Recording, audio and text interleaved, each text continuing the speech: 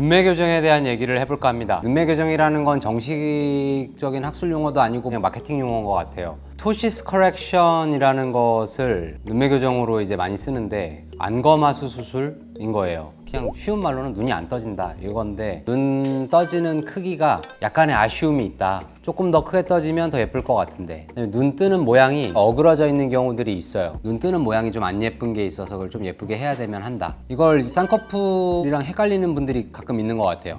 쌍꺼풀은 커튼에 주름을 한 번 더 접어주는 것과 같아요. 눈을 이렇게 덮고 있는 눈꺼풀이 있는데 이게 떠지면 이게 열리잖아요. 접히는 데가 있으면 밑으로 흘러내리는 게 덜해지겠죠. 쌍꺼풀이 아예 없는 사람보다 작게나마 있으면 눈이 커 보일 수밖에 없어요. 그런데 쌍꺼풀을 없던 사람한테 만들어주면 눈 뜨는 근육이 해야 되는 일이 두 가지로 늘어요. 원래는 눈만 뜨게 해주면 됐었는데 쌍꺼풀이 생기는 순간 눈 뜨는 거를 하면서 동시에 쌍꺼풀 피부를 당겨줘야 되는 거예요. 실제로는 눈이 떠지는 크기 자체는 살짝 줄어요. 그 부분 때문에 쌍꺼풀만 해주는 것보다 작게나마 눈매 교정을 같이 해주는 경우가 눈 모양이 조금 더 또렷해지면서 예쁘게 되는 경우들이 많아요. 그러면 이거 전부 다 해야 돼요? 당연히 아니죠. 눈 뜨는 힘이 충분한데 피부만 가리고 있어가지고 쌍꺼풀만 걸어줘도 충분할 것 같다. 이럴 때는 그냥 쌍꺼풀만 하는 게 맞죠.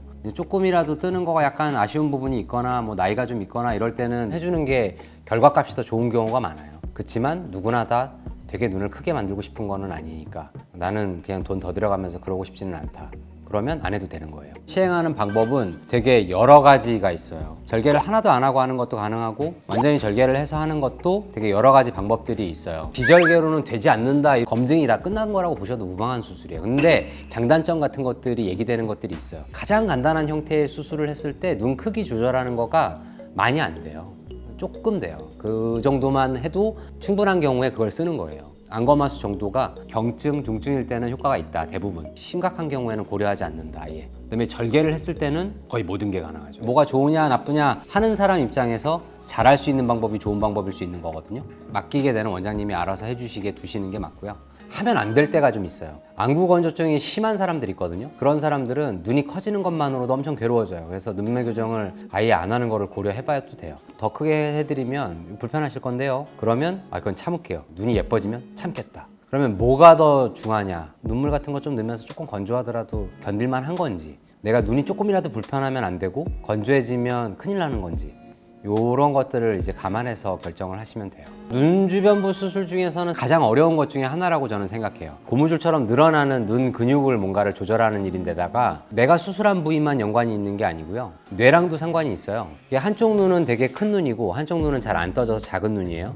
근데 이쪽 눈을 제가 조절해서 여기다 맞추잖아요. 그럼 갑자기 이쪽 눈이 작아져요. 뇌에서 눈 뜨는 근육으로 전기 신호를 보내면서 눈 뜨는 크기를 조절해 주는데, 기존에 보내던 신호를 보냈을 때 이쪽이 갑자기 반응성이 좋아지면 너무 크게 뜬다고 생각하고 신호 크기가 줄어요. 그러면 이쪽에 오던 신호대로 반응하던 애가 이렇게 떨어지는 거예요. 근데 이게 몇 달이 지나면 적응하면서 회복이 돼서 올라가고, 얘는 조금 조절했던 게 또 떨어지고 막 이렇게 해서 맞거든요. 근데 이런 것들이 내가 수술할 때 예측하고 계획한 대로 100% 나오냐? 그건 아니거든요. 오차범위라는 것도 존재하고 뭐 여러 가지가 있죠. 수술을 많이 했으니까 그런 거를 예상을 웬만큼 하고 그거대로 맞춰서 해요. 체크를 수술 중에 하고 실 뽑을 때쯤 오면 안 맞는 것들이 생겨 있어요.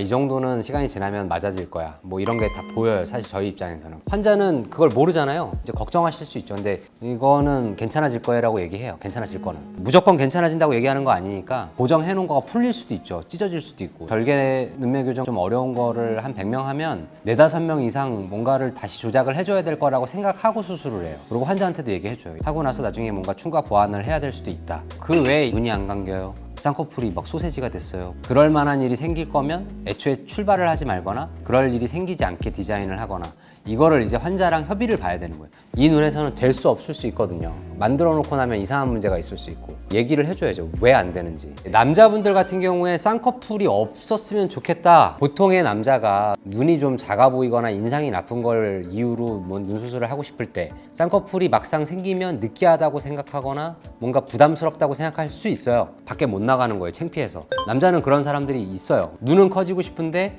쌍꺼풀이 없는 거 돼요? 있어요, 방법이. 근데 그게 최선인가? 는 고민해 보셔야 돼요. 왜냐면 절개도 밖에서 안 했어요. 쌍꺼풀도 안 만들 거예요. 그러면 어디로 들어가야 되냐? 눈 안으로 들어가야 돼요. 이게 뒤집어서. 근데 가끔 그 안쪽에다 이제 매듭을 만들어야 되니까 그 매듭이 각막을 긁는 경우가 있어요.